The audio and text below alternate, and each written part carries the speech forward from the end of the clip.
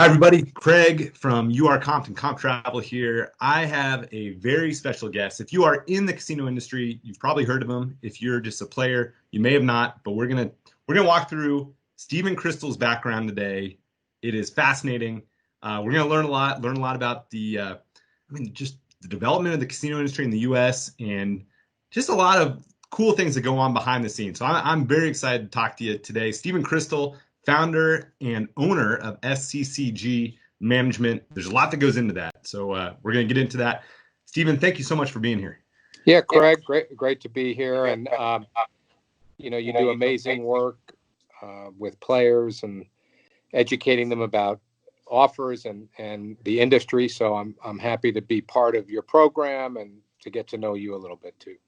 Oh, well, thank you. So let's dive into your background because it's fascinating. So you entered gaming as a Missouri-based land use attorney, and from what I read in your bio, that was really how you got into gaming, right? You were maybe an attorney, and then casinos started opening up in Missouri, and you jumped at the opportunity. Is that right? Why don't you walk us through that? Well, there was one step before that, but before becoming a lawyer, I had an active career in politics. I ran campaigns across the United States at the senatorial and presidential level as a very young person coming out of college at Dartmouth in New Hampshire. And after serving in the legislature in New Hampshire as a student, while a student at Dartmouth, I then decided to go to law school. And upon graduating law school in 1992, a gentleman who was running for mayor of Kansas City, Missouri said, "Why don't you come run my campaign? And if I don't win, you can become a land use attorney." So I went to Kansas City. He didn't win. And so I became a land use attorney at the very same time that Missouri was approving riverboat gaming. And if you were a Station Casino or a Boyd Gaming or some other big casino company and you needed to get financing to build a $500 million riverboat, you needed an opinion from a land use attorney that said that it was legal under the statute because it had never been done before. So we were the experts who would provide that zoning opinion, and then we would assist those companies in putting together their operations initially in Missouri and then throughout the Midwest. Wow. So how fortuitous. So you went out there, you were helping the mayor. He didn't win, but obviously he was well connected. And then when these casinos came out, was he the one that kind of connected you the story behind that's a little bit interesting, and there's a lesson in the story. There was a couple of gentlemen who walked into the law office. It was a very high-end law office, and these gentlemen were wearing swamp boots because they were walking the Missouri River. My name partner, who's no longer living, but was an excellent person, he didn't know these people, so he sent me to meet with them.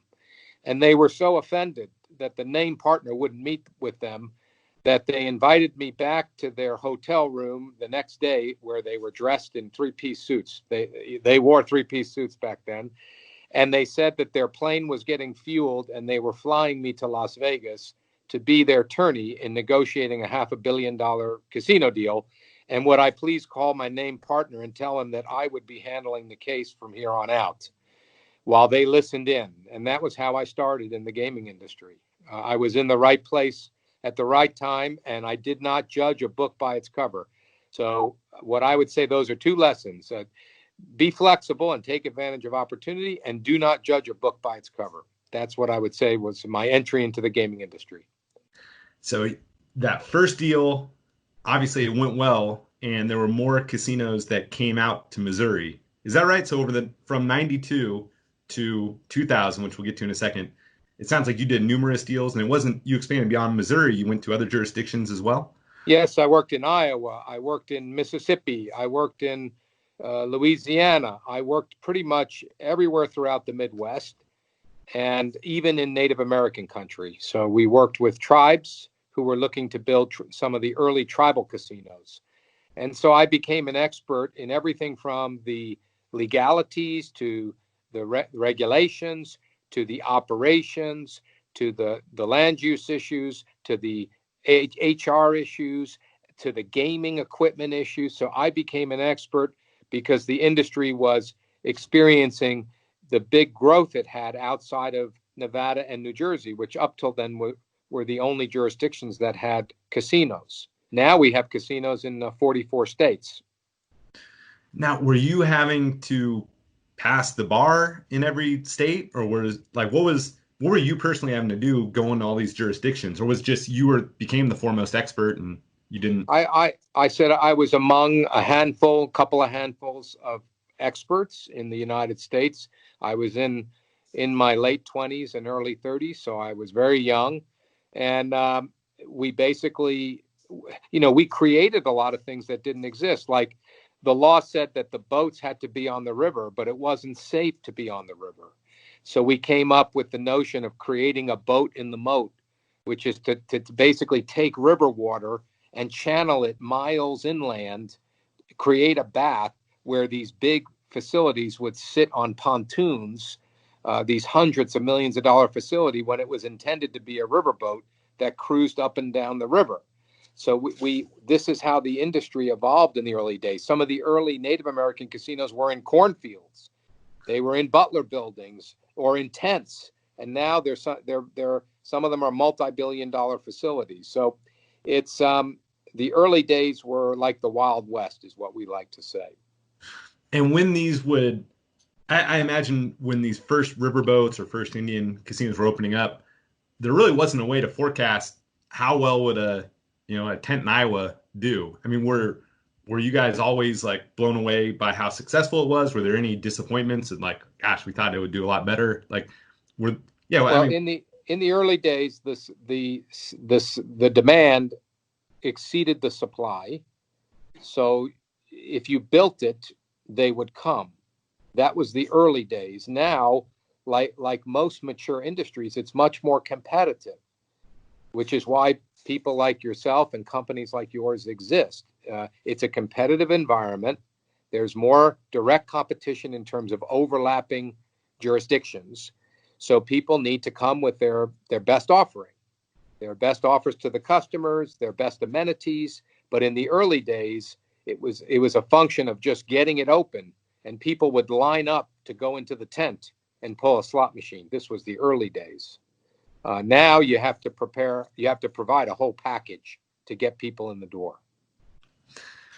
So 92 to 2000, you started with that first, the amazing story you just told us. Started with that first deal, got in, became a foremost expert in land use and helping set up different casinos in different jurisdictions. In 2000, you partnered with D.W. Barrick to form Barrick Gaming Corporation. Right. And so what was it that, maybe in your personal life or desires that led you from becoming from a service provider to an equity owner? Yeah, that's a very good question. I'll tell you the exact moment it happened. We were sitting in a pool in Scottsdale, Arizona. It was a 120-degree day, and I think we were drinking beers, so there was some alcohol. And I remember Dave Barrick, who was 25 years my senior, and he came up through the horse breeding industry and the oil and gas industry, and he was an old school entrepreneur. And he said, "Stephen, you've got the smarts, you've got the connections on Wall Street. I've got the experience." He said, "What if instead of us facilitating deals or working on behalf of others, what if we did it for ourselves? What if we became the gaming company?"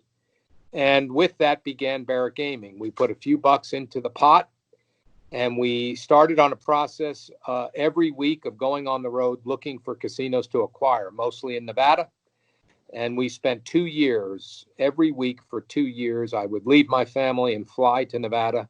At that time, I was living back east. I had moved from Kansas City to Washington, D.C., and opened up a law practice across from the White House.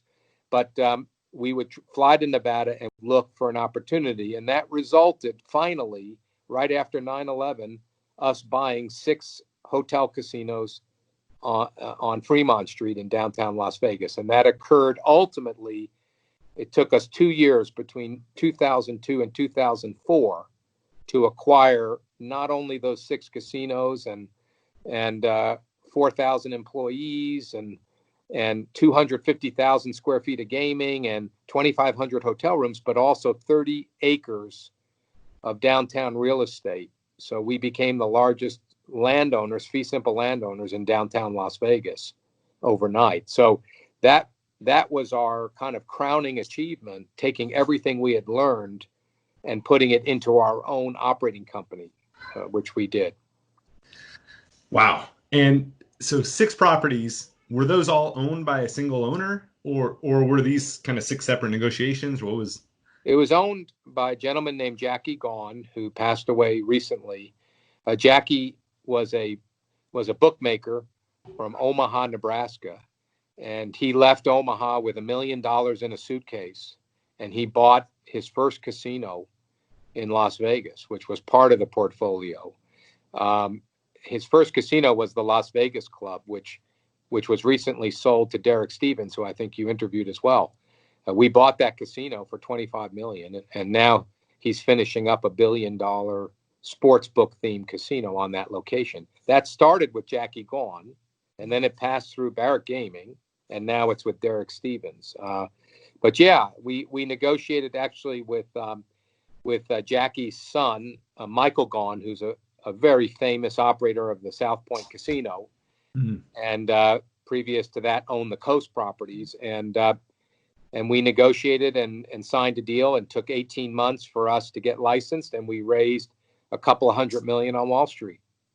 And we put some of our money in, and we put a management team together, and we took ownership in April of 2004, and then we sold out in 2006. That was our ride in downtown Vegas. And it seems like, looking back, 2006 was a pretty great time to sell. Look, we had a partner who was one of the wealthiest men in the world, and he was into real estate ownership more than he was casino operation. He still owns some of the real estate. He owns the Plaza Casino to this day. So it was a great investment for him. It was a very good investment for us. We did very well when we exited in 2006. And that was the foundation for my investment fund in gaming technology. And that's when I transitioned from ownership to investing in gaming technology, and now sports betting and esports and iGaming. So I started investing 10, 15 years ago, and now the future is here. We're moving from brick and mortar to online gaming, whether it be sports betting or esports. We can talk about the different forms, but that process began for me when we sold the casinos. I started making those investments. Yeah, that's a perfect transition, because I started following you on LinkedIn. I'm not sure how your name came across my radar, but you just seem like most interesting man in the world type guy that's just involved in so many different things. So I started following you, and hey, you're involved in so many different aspects of gaming. So yeah, just tell us what you're excited about right now. Look, what I have found is the key to staying ahead of the game, the key to maybe having some vision as to the future, is you need to be open. You need to be flexible. You need to take that meeting. You need to take the phone call, because that's how you learn. And so everything we've done is based upon people reaching out to us over the years to say, hey, take a look at this electronic card shuffler. Take a look at this electronic table game. Take a look at this new side bet. Take a look at this new CRM. I've got a new way to do bingo or Keno. I've got a new lottery style game. And we've always said, yes, let's listen to it. And then over time, bigger companies were coming to us, and they were saying, look, we've been doing this for 30 or 50 years somewhere in the world, and we want to come to America. Is there room for us in America? And what I say to them is, the great thing about America is there's room for everyone in America. Let's not lose sight of that. We've had a lot of important debate in the country, but America still is the place that is open to everyone else to come in with their best technology. And it's no different in the gaming industry. So we've been receptive to it. We've traveled the world. We've visited all the casinos of the world. We've visited online operations. And now when sports betting is taking over in every state, we're at the forefront of that with some of the best providers, some of the best operators in the country and in the world. So speaking of sports betting, if anybody's listening on podcast, you're not going to see it, but you've got your Betfred sports hat on. And what's funny, I saw you mentioning it, talking about it on your LinkedIn, but then all of a sudden I saw it watching the biggest heavyweight fight in years, Wilder versus Fury, and Betfred was featured sponsor. So how did that sponsorship deal come about? Were you involved in that at all, or what? Yeah, that seems like a very high priced. Well, I'll tell you about that, but I'll also say we announced this last week our sponsorship with the Denver Broncos. That's by far a bigger investment. So we competed with 40 other companies in Colorado, and we were one of 2 companies that landed a 5-year sponsorship with the Denver Broncos of the NFL. So, that's part of what I do for Betfred. I handle their development, so their market access. So I go state to state, tribe to tribe, and I make sure we have an operation in every state. I also handle the discussion with the professional sports teams because that's a good way to co-brand.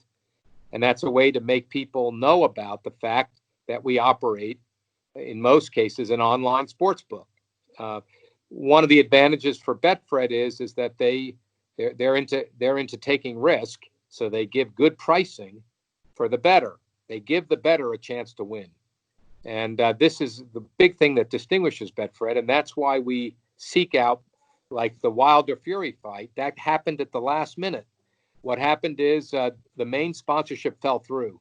So with less than a week, they called up Betfred in the UK because they knew a lot of people from the UK would be watching. And they said, how would you like to be the title sponsor? It's going to be at a discount. I won't tell you exactly how much, but it's not cheap. And we within 24 hours, we plopped down the money. And then I was asked to sit ringside wearing the Betfred colors because we were very new to the United States at that time. But I have so many people as I travel around the USA telling me that they saw our name associated with that fight. It was one of the last events I went to before the shutdown, was that fight at MGM. That was in February. So, wow. Yeah. So we as I said, we did the Denver Broncos. We did that fight. You're going to see our name. I won't say we will be everywhere that you see DraftKings or FanDuel, but pretty much everywhere we'll be.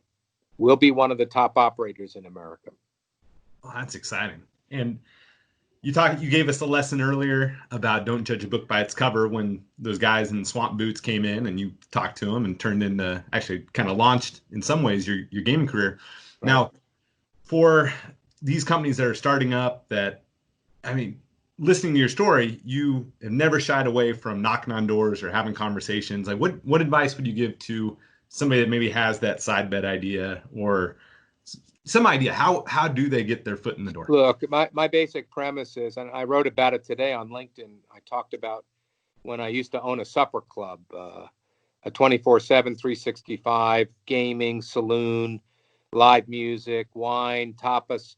That was my dream. Now, it didn't end up being financially successful because we had a downturn in Vegas in 2009, but it was my dream to do. And I pursued my dream because I didn't want to live with the regret. So what I would say is, first, pursue the things you're passionate about because you'll put your best effort into things you care about. Don't be afraid to fail because you're going to fail more than you succeed. But you learn more from failing than you learn from succeeding. So my advice is you live once, make the most of it. If you're open to other people, they will be open to you. That's kind of in the 10 Commandments. Do unto others what you want done unto yourself. These are very simple rules to live by, whether it's in life or in business. If you follow those rules, you will be successful as a person, even if you're not always successful in the particular business. So that would be my advice. Very excellent wisdom. Thank you, Stephen. Now, is there anything I didn't ask you yet that I should have asked you? Anything you'd like to talk about? No, I think we're entering a very dynamic time. Because of COVID-19, casinos realize they have to have a digital footprint. So where we used to focus almost entirely on the brick and mortar experience, we need to start thinking about providing the entertainment experience online. That means every business, including yours, including mine, needs to think about how do we function with the new normal. I think you could say that life will go back to what we knew, but the truth is nothing ever goes back to something we knew. It always moves forward. And I think in that is opportunity. So it seems a little dark now because there's a lot of uncertainty in all aspects of our living. But actually, that's when the best things happen, whether it's culturally, whether it's in business. So the best days are ahead. As much as we've done in gaming for 30 years at SCCG management, the way I look at it is we have another maybe 30 years left. I mean, that's optimistic, but a lot has been done in 30 years, and I think a lot more can still be done.